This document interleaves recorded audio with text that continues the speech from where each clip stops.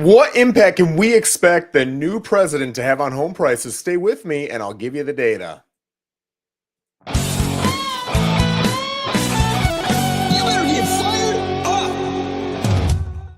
Guys, happy Monday. We're here every single Monday on What's Hot at 11 o'clock to discuss the hottest things in real estate, specifically here in the Port St. Lucie area.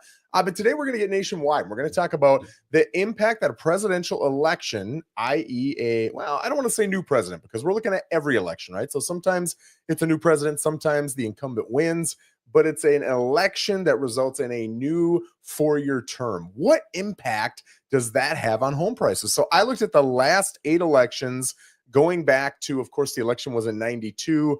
It was in 92. So the new president would have come in January of 93. So I looked at 93, 97, 01, 05, 09, 13, 17, and 21. That's a lot of years, right?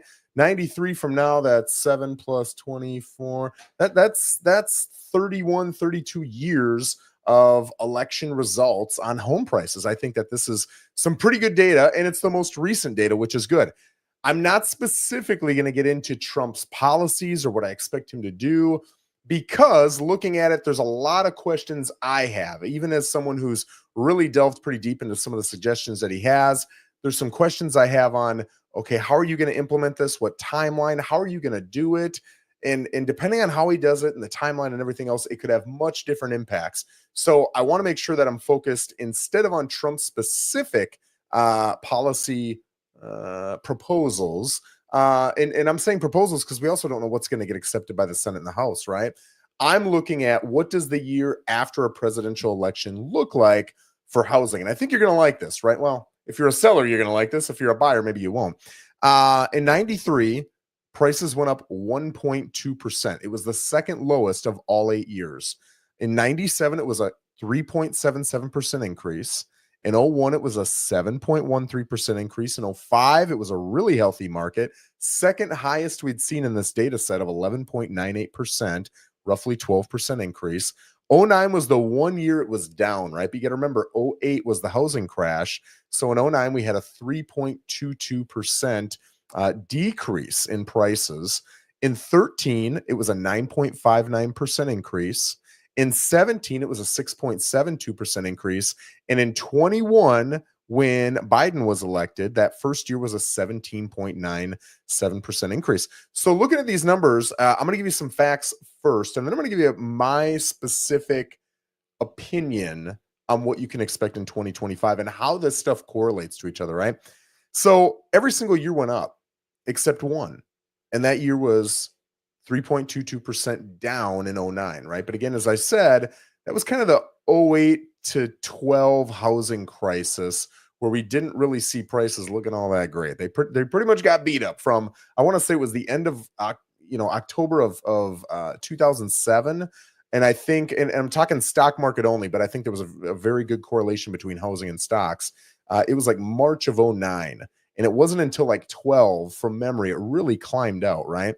And then you look at the biggest increase that we had, which was 21, and that's 17.97%. So I'm looking at these two things and I'm saying, okay, do I feel personally, let me give you a little bit more data. I'm jumping ahead to my opinion. The median is 6.93% of those 8 years. The average is 6.89. So it's right around 6.9 for both of them. In 7 of the 8 years, or 87.5% of the time, it increased. Okay. So what's my perception on this data? My perception is most of those numbers were positive. Most of them were, and I want to look at them again. 1, 2, 3, 4, 5, 6 of them, right? So all but 2 were an increase of 3.77 to 17.97. So a pretty decent increase at, or in most cases, much above inflation. So it's beating out inflation. and I want to touch on that a little bit too in a second. But when I'm talking about, or when I'm looking at and analyzing, okay, how much of an impact does the election have on this? I don't think it's that big of an impact. I don't think it's nearly what people think it is. And I say not nearly because a lot of people who want to sell, a lot of people who want to buy will tell me, I want to wait until after the election. Let's see what happens at the election. And the joke I've always made behind the scenes is it doesn't really matter who wins. They just want to know what's going on. They want to see the light at the end of the tunnel, whether it's the Democrat or it's the Republican or maybe sometime in the future an independent. They want to see what it looks like. And then it doesn't really matter which one ends up in office. They're confident in knowing what's going on and now they'll buy, right? Or now they'll sell. So when I look at the best year ever, was that Joe Biden? Or was it the fact that we were going through COVID and everything went through the roof, right? Everything went through the roof. I don't think anybody would argue that the Biden administration's goal was to increase the prices of homes by 18% in a single year. That's pretty devastating to home buyers out there. Of course, sellers love it.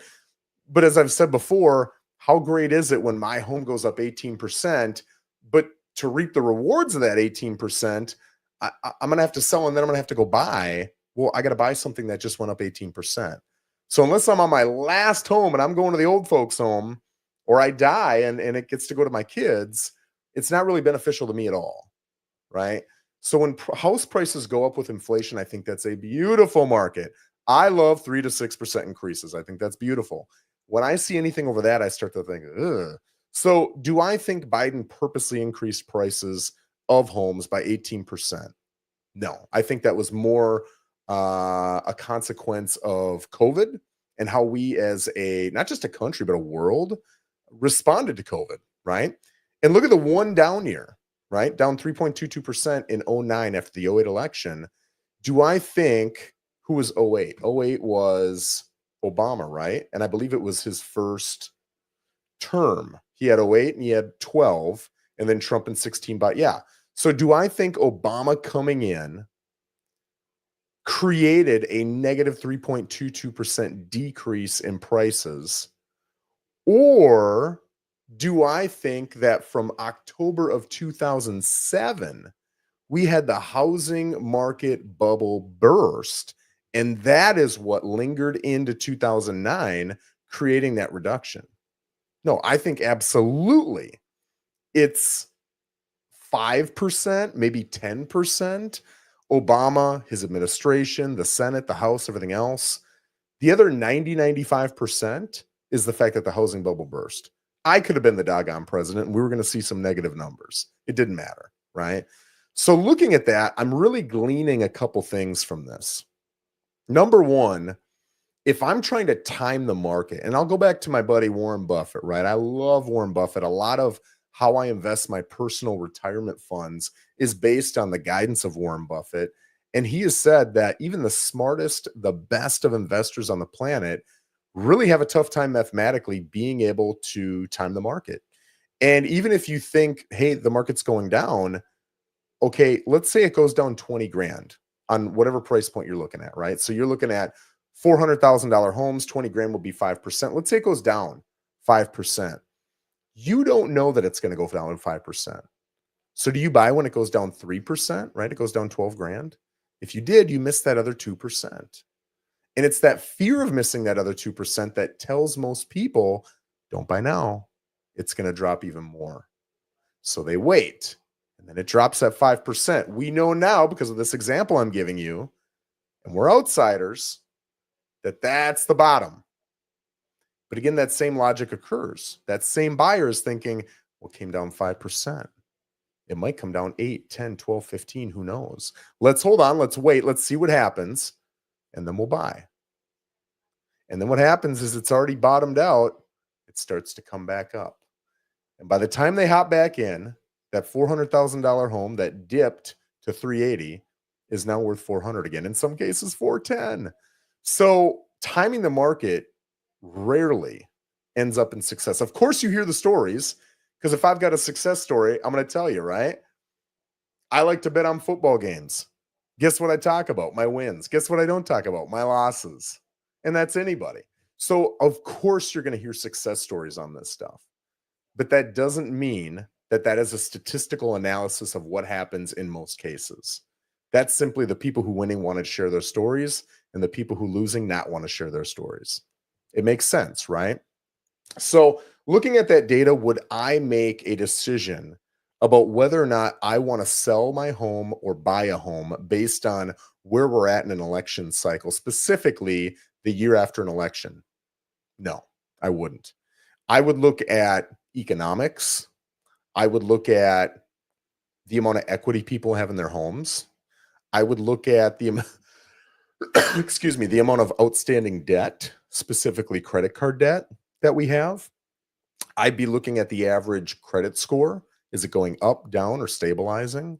I'd be looking at the strength of the dollar compared to other currencies around the world. I'd be looking at our geopolitical stances. What is the outlook for war or conflict? There's a lot of things that play into this. And a lot of these things you're probably thinking, Joe, that's way over my head. And listen, a lot of that's way over my head as well. And I'm an analytical nerd. So, really, for me, just knowing statistically that even the pros have a tough time timing the market, I don't suggest you time the market either, because I think you're probably not going to hit the jackpot way more often than you are. And knowing that you reap the benefit of paying down your mortgage instead of renting and paying down somebody else's. So you're building up equity and the benefits of, well, like I said, 7 out of those 8 years, 87.5% of the time, you're not only going to have an increase in your home's value, but the average is just under 7%.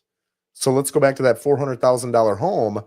Maybe you paid down $8,000 on your mortgage, right? So if you were renting, you would leave and you would get nothing. I mean, you get your deposit back, but that was your money in the first place. It's not like you got more money. You just got your money. Whereas if I own the home and I paid 400, and let's just assume I used 100% loan, well, now I only owe 392. When you're renting, you paid on somebody else's mortgage. When you own, you paid on your mortgage. So now when you sell, you've got all that equity that comes back to you. Okay, so that payment you're making to the bank for your mortgage, it's not all interest. It's not all out the window like rent is. Some of it is going to fund an equity bank that you'll be able to cash out on at some point in your life when you sell. And then you've got the appreciation of 7% on average. That's another 28,000. 28 and 8, that's $36,000. And we haven't even gotten to some of the tax benefits that you get because you're a homeowner versus a renter. And the convenience of you can paint a room and you don't have to paint it back. You can put holes in the wall and it doesn't matter. You can put that ugly wallpaper up that your wife loves and the homeowner isn't going to get upset about it. You're the homeowner. You can do whatever you want when you want. It's your house. So if you're making a decision and you're trying to base it around statistics, data that matters, I would say look at all of those different data points that I discussed. But the last data point I would care about is where we're at in an election cycle, because in my opinion, it plays very little role in how prices actually move, whether it's up or down. Guys, I'd love to hear your opinions. Do you think it matters more than I think it matters?